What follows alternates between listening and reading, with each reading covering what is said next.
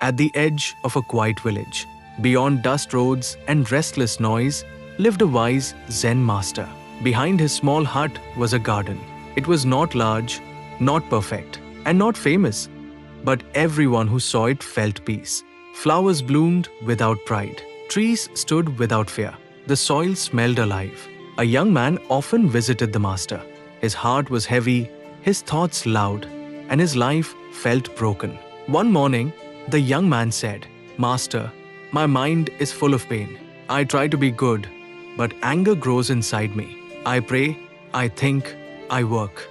Yet peace does not stay." The master smiled gently. "Come," he said, "help me in the garden." The young man was confused but followed. The master gave him a small tool and pointed to a corner of the garden. "Clear the weeds," he said. The young man worked hard. He pulled weeds with force, throwing them aside in anger. His hands hurt. His breathing became heavy. After some time, he said, "Master, these weeds keep coming back. I pull them out, but more appear." The master nodded. "Yes." The young man felt frustrated. "Then what is the point?" The master walked slowly to a dry plant nearby.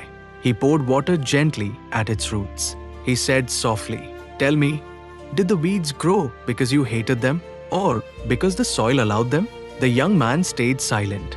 The master continued, "The mind is like this garden. When the soil is neglected, weeds grow naturally. When the soil is cared for, flowers rise without effort." The young man remembered words he had once heard in a holy book.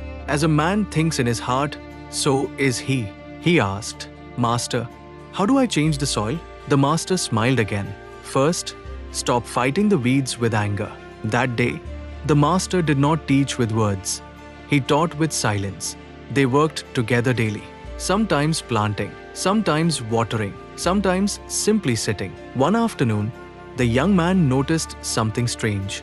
The master spoke kindly even to dry plants. He removed weeds carefully without hate. "Why are you so gentle?"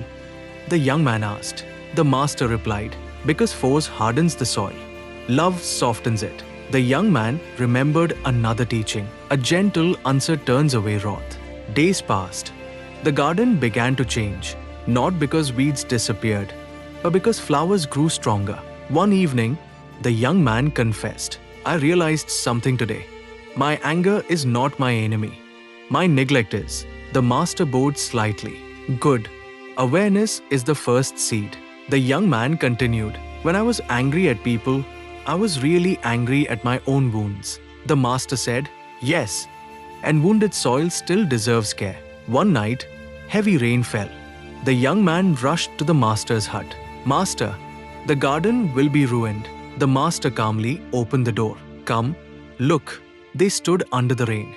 Water flowed through the soil, feeding the roots. The master said, "Storms do not destroy gardens that are alive. They nourish them." The young man felt something break inside him, not in pain, but in relief. He remembered a teaching he once heard from a traveler. "Those who sow in tears shall reap in joy."